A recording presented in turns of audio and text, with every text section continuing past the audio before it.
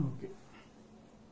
L3 group అంటే స్థలం లేదు, వీళ్ళు అనర్హులు అని భావించిన వాళ్ళని L3 గ్రూప్ కింద పెట్టారు. అంటే L3 గ్రూప్ లో ఉన్న వాళ్ళకు దాదాపుగా వాళ్ళకి ఇల్లు ఇచ్చే అవకాశం లేదనేది కూడా చెప్పే దాంట్లో, లేదా పునఃపరిశీలించి అవసరమైతే నిజమైన ఎలిజిబిలిటీ ఉంది కానీ L3లో పెట్టిన అని ఏదైనా వాళ్ళ కంప్లైంట్ వస్తే దాన్ని మళ్ళీ పరిశీలించి L1 కిందకి L2 కింద మార్చేదానికి అవకాశం ఉంది. అది L3 గ్రూప్కి సంబంధించి ఈ 3 రకాల గ్రూపులను తీసుకొచ్చి ఆ 3 గ్రూపుల్ని ఈరోజు ఆ లిస్టులు పేర్లతో సహా తయారు చేసి జిల్లాల వారీగా ఆ ప్రాంతాల వారీగా ఆ లిస్టులన్నీ కూడా వెబ్సైట్లో పెట్టారు. వెబ్సైట్లో ఆ లింక్స్ పంపించారు. లింకులు చూసుకున్న తర్వాత చాలా మంది లబ్ధిదారులకి మా పేరు ఇందిరమ్మ ఇండ్ల లబ్ధిదారుల లిస్టులో మా పేరు ఉంది కాబట్టి మాకు ఇల్లు ఈ రోజు కాకపోతే రేపైనా మాకు ఇల్లు వస్తుంది అనే ఆశ చాలా మందిలో ఈ రోజు కనిపిస్తుంది. అందుకని ఆ ఇళ్ల కోసం ఎదురు చూస్తున్న పరిస్థితి మనకు కనపడుతుంది. మరి ఇప్పుడు ఒక గ్రేటర్ హైదరాబాద్ ఎగ్జాంపుల్ తీసుకుంటే గ్రేటర్ హైదరాబాద్ లో 10,70,000 దరఖాస్తులు వచ్చినాయి. ఈ 10,70,000 దరఖాస్తులు పరిశీలించి సర్వే చేసిన తర్వాత L1 గ్రూప్ గా చూసినప్పుడు అంటే ఇంటి స్థలం ఉండి ఇల్లు లేని వాళ్ళు ఉంటే వాళ్ళని L1 గ్రూప్ గాను వాళ్ళ అర్హత ఉంది, వాళ్ళకి 5 లక్షలు ఇస్తారు. మరి ఆ L1 గ్రూప్ కింద అర్హులైన వాళ్ళు ఎంతమంది అంటే ఇందులో 2% మంది మాత్రమే హైదరాబాద్ లో L1 గ్రూప్ లోకి వచ్చారు. అంటే స్థలం ఉంది, ఇల్లు కట్టుకోవడానికి ప్రభుత్వం 5 లక్షలు ఇస్తే తీసుకొని కట్టుకోవచ్చు. మరి 2% అంటే ఎంతమంది? 10 లక్షల మందిలో 2% అంటే 20,000 మంది.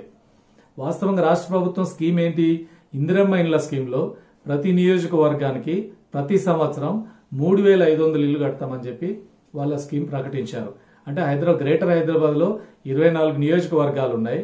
24 నియోజకవర్గాలకు ఒక్కొక్క నియోజకవర్గానికి 3,500 ఇల్లు లెక్కేసుకుంటే 84,000 ఇల్లు ఈ ఏడాదికి ఇవ్వాల్సింది ఉంది.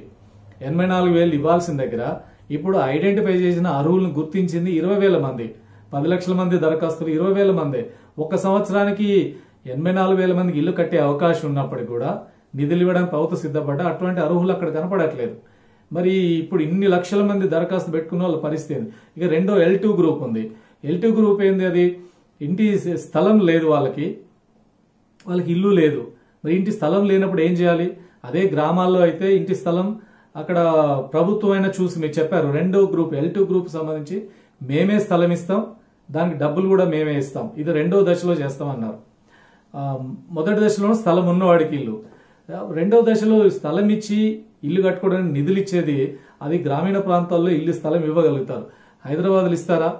హైదరాబాద్ కూడా ఇస్తారేమో ఆశ కొంతమందికి ఉంది. వాస్తవంగా ఇప్పటి వరకు హైదరాబాద్ లో ఇంటి స్థలాలు ఇవ్వడం అనేది ఎప్పుడో దశాబ్దాల క్రితం వదిలేసినటువంటి సందర్భం. ఇప్పుడు ఆ రకంగా ఇచ్చే పరిస్థితి ఏం లేదు. కాబట్టి L2 గ్రూప్ లో ఇంటి స్థలం ఇచ్చి దానికి 5 లక్షలు ఇచ్చే కార్యక్రమం జరగదు. ఇక జరగాల్సిన ఏమైనా ఉందంటే రెండో లెవెల్ 2 గ్రూప్ కి సంబంధించి ప్రభుత్వమే ఇళ్ల నిర్మాణం చేసి ఇవ్వాల్సినటువంటి అవసరం ఉంది. అంటే గత ప్రభుత్వంలో కేసీఆర్ ప్రభుత్వంలో డబుల్ బెడ్రూమ్ ఇల్లు కానీ, అంతకుముందు కాంగ్రెస్ గవర్నమెంట్ లో వాంబే స్కీమ్ వచ్చింది, ఇంకా రకాల ఇందిరమ్మ ఇళ్ల స్కీమ్ వచ్చింది, అనేక స్కీమ్స్ గతంలో అమలైనాయి. అర్బన్ పర్మనెంట్ హౌసింగ్ స్కీమ్ జరిగింది, అనేక స్కీమ్స్ JNNARM స్కీమ్ అమలైంది. ఇట్లాంటి అనేక స్కీముల కింద గతంలో ఇల్లు కట్టించి ఇచ్చారు.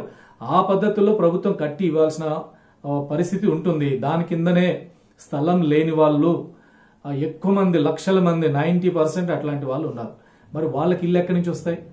ప్రభుత్వం ఏడాది గడిచిపోయింది. మరి ఏడాది గడిచిన తర్వాత ఇళ్ల నిర్మాణానికి సంబంధించి వాళ్ళ దగ్గర ఏ రకమైన ఆలోచన ఇప్పటివరకు బయట పెట్టలేదు.